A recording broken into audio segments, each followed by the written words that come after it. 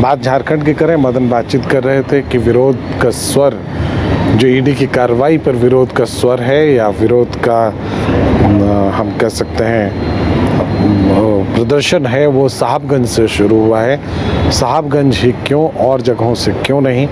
लेकिन इन सब से महत्वपूर्ण सवाल ये है, उदय से हम जानना चाहेंगे। उदय, क्या आप ये मानते हैं कि इस तरह के विरोध प्रदर्शन से ईडी की कार्रवाई पर कोई फ़र्क पड़ेगा? एक, और दूसरा कि अगर इसके ज़रिए क्या पॉलिटिकल माइलेज भी जेएमएम को हासिल हो सकता है?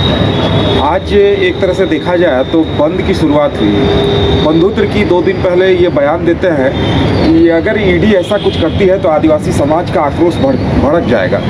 दूसरे दिन जेएमएम सामने आती है, जेएमएम भी कहती है कि ईडी अगर ऐसा कुछ कर रही है तो ईडी भी, जेएमएम भी बंधुत्व के सुर में लाती नजर आती है। और उसकी परिणति आज दिखाई देती है जब साहिबगंज में बंद बुलाया जाता है। खुद जेएमएम के सांसद हैं विजय हांसदा, पार्टी के वरिष्ठ नेता हैं हेमलाल मुर्मू, और वो लोग सड़कों पर खुद निकलते हैं और पूरे साहिबगंज में बंदी कराते हैं। जेएमएम के कार्यकर्ता बंद कराते हैं। लेकिन साहिबगंज के जो आम लोग थे वो आ जाते हैं और वो कहीं न कहीं सवाल उठाते हैं कि आप लोग जो बंदी कर रहे हैं, आम लोगों को तकलीफ़ों का सामना करना पड़ रहा है, आवागमन बंद कर रहे हैं। तो आम लोगों का सवाल ये था कि क्या अगर आप बंदी करते हैं तो क्या ईडी अपना सम्मान वापस ले लेगी? क्या सीएम हेमंत को राहत मिल जाएगी? उनका सवाल ये भी होता है कि अगर ईडी सम्मान देकर कुछ पूछ रही है तो सीएम जाकर जवाब क्यों नहीं दे रहे हैं? ये आम लोग वहाँ पूछते नजर आ रहे थे। तो कहा जा सकता है कि ये एक खतरे की बात है कि जेएमएम जिस समर्थन की उम्मीद कर रही है आम लोगों से, तो आम लोग इस पर जुड़ते दिखाई नहीं दे रहे हैं। अब ये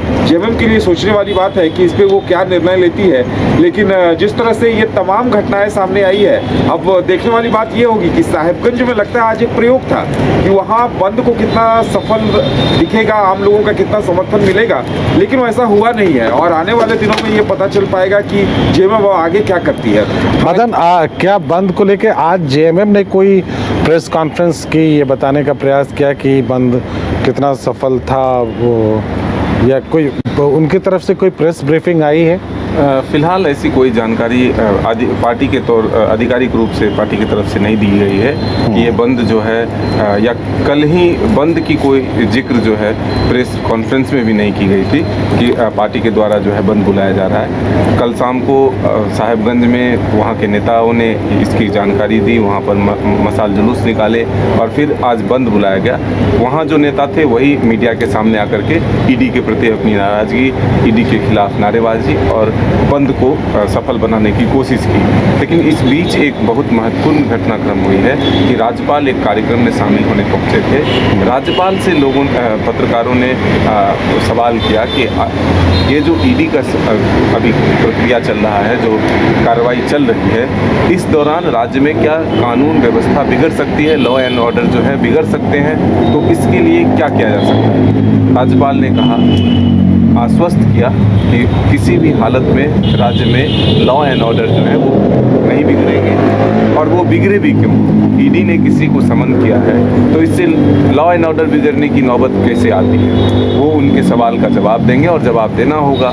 तो इसमें लॉ एंड ऑर्डर बिगड़ने की कहीं भी कोई जो है आशंका भी नहीं है। और अगर ऐसी कोई परिस्थिति होती तो उसके लिए फिर आगे की कार्रवाई की जाएगी। बहुत साफ है, कुछ अंदर ही अंदर सुलग रहा है, वो किस रूप में सामने आता है सब देखेंगे। इम्पॉर्टेंट ये है कि ईडी की कार्रवाई के बाद, ईडी की कार्रवाई से असल में हासिल क्या होता है, ईडी की कार्रवाई क्या कुछ हासिल कर पाती है। ईडी ने जितने आरोप गठित किए हैं उन आरोपों के जवाब उसे सही सही मिल पाते हैं या नहीं? अगर मिल पाते हैं तो क्या किसी पर दोष निर्धारित हो पाता है या नहीं? अगर दोष निर्धारित नहीं हो पाता है तो ईडी के फ्यूचर स्टेप्स क्या होंगे, भावी कदम क्या होंगे? इसमें सियासत में बहुत कुछ बदल रहा है झारखंड में। सबसे अहम बात जो मुझे महसूस होती है वो ये है कि सियासत करने का तरीक़ा बदल रहा है। आम तौर पर झारखंड में सियासत करने का अंदाज़ कुछ अलग होता था, सब चीज़ें बहुत सरल दिखती थीं, इसमें वो तीखापन नहीं था। लेकिन अब सियासी कटुता बढ़ रही है। ये सियासी कटुता कहाँ लेकर जाएगी इस प्रदेश को, इस सब पर हमारी नज़र रहेगी। क्या हम बंगाल की तर्ज पे बढ़ जाएंगे, किस तरह से यहाँ की सियासत चलेगी, या बिहार की तर्ज पर बढ़ेंगे, तो इस पर हम सब की नज़र रहेगी। बिहार में सियासत जितनी सरल थी उतनी ही रहे तो शायद इस प्रदेश के लिए बेहतर हो। फिलहाल उदय और मदन SK राजीव के साथ मुझे दीजिए इजाज़त। नमस्कार।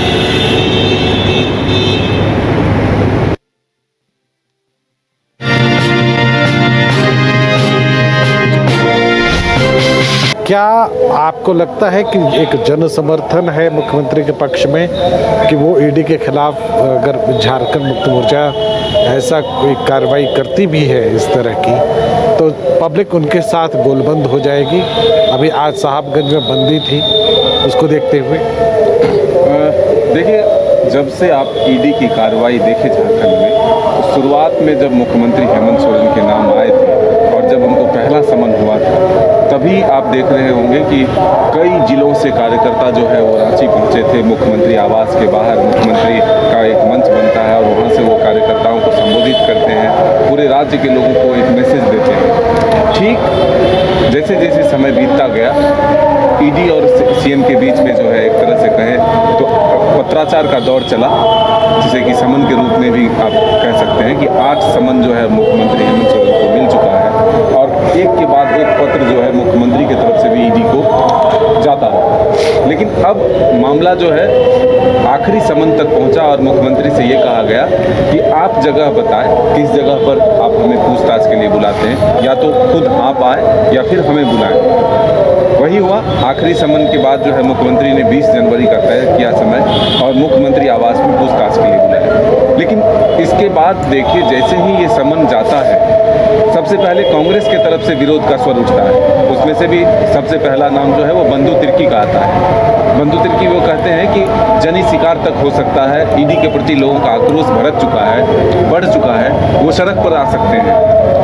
ठीक उस दिन JMM के नेता के द्वारा उस बयान को व्यक्तिगत बता दिया जाता है। लेकिन एक रात बीतती है, उसके दूसरे दिन JMM की तरफ से प्रेस कॉन्फ्रेंस होता है और ईडी पर अपना आक्रोश दिखाया जाता है। ईडी से ये कहा जाता है कि पहले वो बताए कि मुख्यमंत्री से क्या क्या सवाल हुए। उसके बाद वो कहते हैं कि लोगों में आक्रोश है, लोग सड़क पर आ जाएंगे और इसका खामियाजा ईडी को भुगतना पड़ेगा। लेकिन इसके एक दिन बाद देखिए, साहिबगंज के सड़कों पर उतरकर मसाल जुलूस निकलता है। JMM के जो कार्यकर्ता हैं वो ईडी के खिलाफ नारेबाजी करते हैं और कहते हैं कि राज्य की एक चुनी हुई सरकार को परेशान करने की कोशिश है, बदनाम करने की कोशिश है। ठीक उसी दिन यह अनाउंस किया जाता है कि साहिबगंज जिला बंद रहेगा। लेकिन इसके पीछे एक तर्क जो है ये अब तक समझ में नहीं आ रहा कि आखिर अगर विरोध है तो पूरे राज्य में क्यों नहीं है, सिर्फ एक जिले में क्यों है, और वो भी साहिबगंज में ही क्यों है।